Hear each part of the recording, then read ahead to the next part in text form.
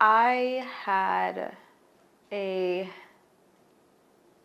pimp who sold me to Russia one time. He promised me that it's weird in um, I mean everything is backwards, but in trafficking, in um, being a prostitute, there's rankings to things. So a trafficker, a pimp, and a John are three different things.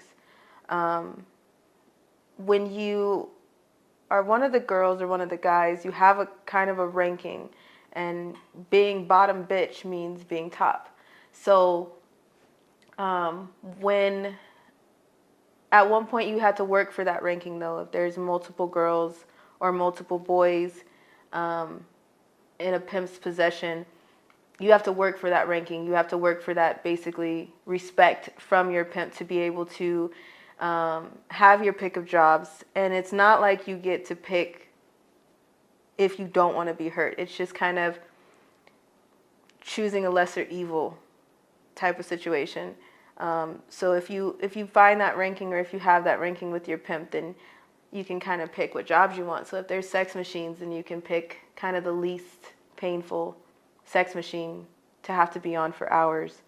So with my pimp, I started learning that if I was nice to him, if I didn't fight as hard, if I gave up with the fighting, and if I just did what he said, then I would become bottom, which means top.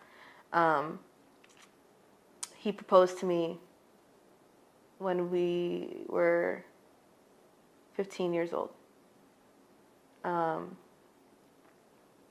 And his promise, with me being his wife, I was running around in very expensive diamond rings. My mom smashed so many of them. My mom now, when she found them, she smashed some in the street, and she didn't understand. I wasn't telling her everything. I was just saying I have a 27-year-old boyfriend. I have my man, my husband is a grown man, and I was 15.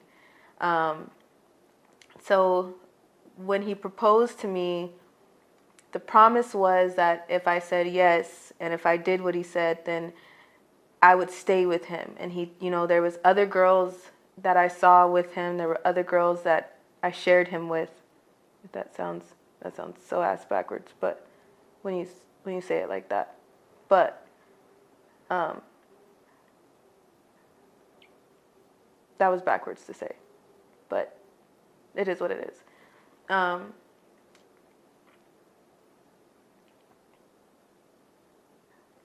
But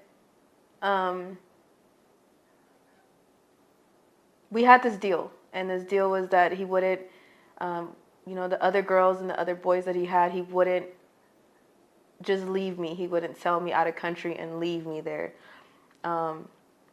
He made that promise, and of course, there's no promises that he kept. They were all empty and broken and lies. So when I had to go to this auction, and this man from Russia purchased me,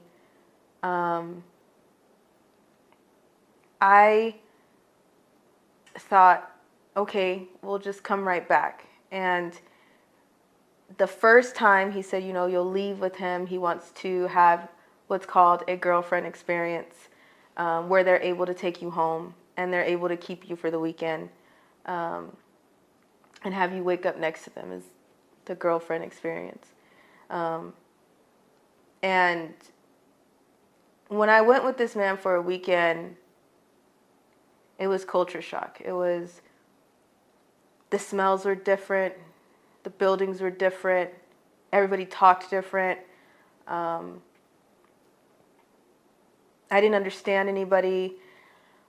I was the only black girl, so when it comes to Americans and when it comes to being black, it definitely was the kicker, because they don't have any respect for you. And especially being a prostitute, they didn't have any respect at all. So some men like to have sex with you with their feet, put you on leashes, make you lick the floor or lick their feet, piss on you, shit on you, things like that. When I figured that out, I was like, I was praying, please God, let me get back to California. And I promise I will be a freaking angel for this man because I don't want to end up staying here. When we came back, my pimp told me I was going back out there before a week. The money that was exchanged is when I knew it was time to make a decision, because I knew I wasn't coming back. And I knew that he promised that he would bring me back, but there was money counters that came out. There was a huge meeting that he had to have. There was paperwork. And that's when I realized I have to do something because they're going to kill me. And in the worst way. And he told me, you're just going to leave for a week. And I'm like, there's no way. So I got out of school. I was told to go to the park in Fontana and sit on the swings. I had bright red hair, and this is what saved my life because I was about to get branded. I was about to change my complete look to go to Russia because that's what my pimp was telling me to do.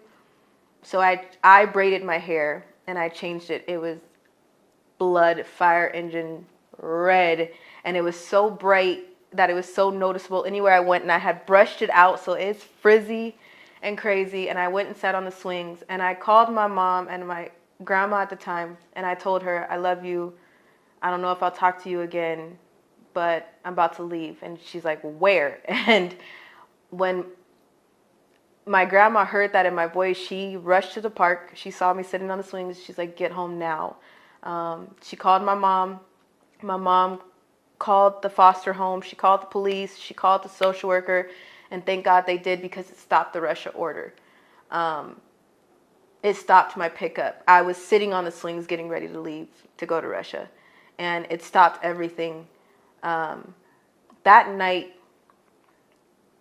after telling my mom the complete truth and knowing that I wasn't about to come back, I made a choice to run and to disappear, because there was no way. CPS wasn't listening. My social workers knew and was in on it. They would tell me to stop telling people. People were making fake court orders for my mom. That was the time where I was like, it's either life or death right here. And in the next time that I have to try to make this decision, I'm probably going to be somewhere where I can't get out. So I ran. I disappeared from Child Protective Services government custody for a year straight. By less than a few weeks, because of my last name and because of the elite ties that I have, they took me out of the missing child's network system, and removed me from any Amber Alerts or any type of system to tell anybody that I was missing. But CPS still collected money for me. There were fake FBI that were sent out to torment my mom, to mess with people that I knew of that my pimp seen me with, because he made it. There were fake FBI that came out to torment my mom because my pimp made it in a way that he knew who I was hanging around. He knew what I was doing at school. He knew all those things.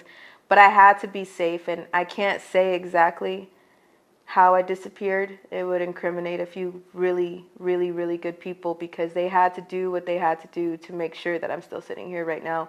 If I didn't leave that park that day, I'd probably still be stuck in somebody's tunnel or dead. So that was Russia.